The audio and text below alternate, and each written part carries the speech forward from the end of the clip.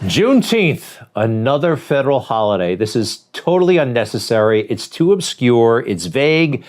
You ask different people what it means, they will give you different answers. But the whole thing worked as a stunt to get Trump. It undermined Trump back in 2020 when he wanted to hold that rally in Tulsa.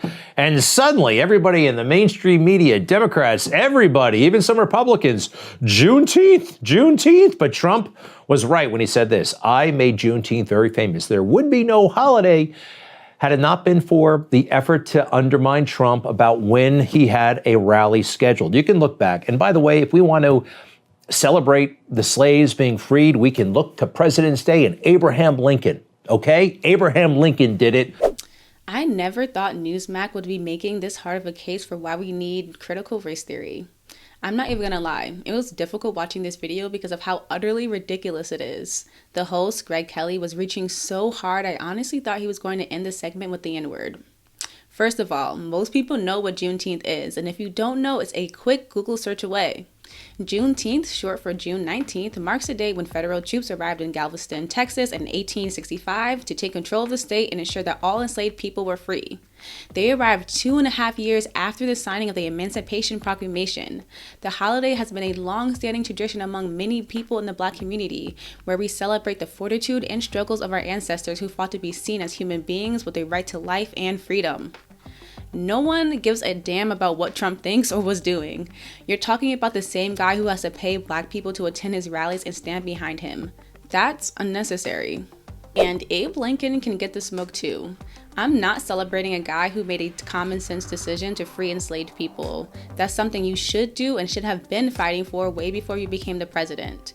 He totally disregarded the lives of Black and Indigenous peoples. He's quoted saying, "There is a physical difference between the white and Black races, which I believe will forever forbid the two races living together on terms of social and political equality." The truth is, Lincoln was just as racist as the rest of them. He regularly used the N-word, he liked to go to minstrel shows, and wanted to ship Black people back to Africa as a means to end slavery. It's actually hurting people. The last thing this country needs is another opportunity to get wasted. And that's what people are doing, all right? We drink on the Super Bowl, we drink on Christmas, and people are drinking on this Juneteenth. And yeah, all across the country, pub crawls, yeah, Juneteenth bar crawl. Let's drink up to honor what happened in Texas all those years ago. You know, again, this country, we have major addiction problems all over the place. Yet another opportunity to drink or get high? No. Just say you don't like to see Black people having fun. Honestly, it would cut your segment in half and you can save the rest of your time being a hater. It's interesting to me that you claim we shouldn't have a holiday where people can drink and be jolly, but you're only making a segment about Juneteenth. St. Patrick's Day is literally marked by bar crawls and shenanigans. The 4th of July also encourages people to have fun and party. Greg, you're a pitiful, hateful, and racist snowflake, and it's obvious you hold contempt for Black Americans. You're dead in the eyes and can barely form a coherent segment. The principal timpanist for the National Symphony Orchestra sharing how he's working to uplift aspiring Black musicians. Kevin Cork is live in Washington with this story. The principal timpanist for the National Symphony Orchestra, a gentleman by the name of Javon Gilliam. He's terrific. He grew up in the great state of Indiana and has always had an interest in music. That was basically the story. He happens to be Black and he plays some fancy drum set. Terrific.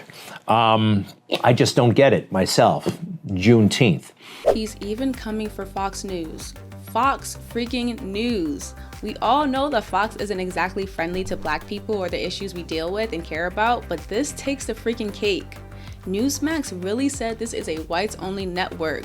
Look, they're showing positive stories about Black people. That's outrageous. Come on, dude. You should be absolutely embarrassed making this crap up. This isn't news. It's a way to drum up their audience against Black people. I feel like I'm watching an advertisement for why racist white people should join the race war. This segment was a hot, steaming pile of garbage wrapped in white supremacy. Black activists, the Black community, a Black person, you'll notice, and I know the sophisticates will say, oh, he just doesn't get it, he's being ignorant. Well, the B is capitalized, and I find it kind of weird that the W in white isn't capitalized. I mean, are they saying that one race is better than another? kinda maybe seems that way. This is the last part I'm going to cover because I really think it highlights the lack of journalistic integrity and research in this racist mess. The reason Black is capitalized is because Black Americans are a racial and ethnic group in America. We have our own specific culture because we were robbed of our heritage during slavery. White is lowercase because there are various ethnic groups that fall into the category of white. Irish, Dutch, German, Italian, Spaniard. White people have the luxury of just being American. In closing, Newsmax can stay mad because they will never take away my Black joy or my celebration of Juneteenth. Thank you all for watching Rebel HQ. Like the video and don't forget to subscribe to the channel.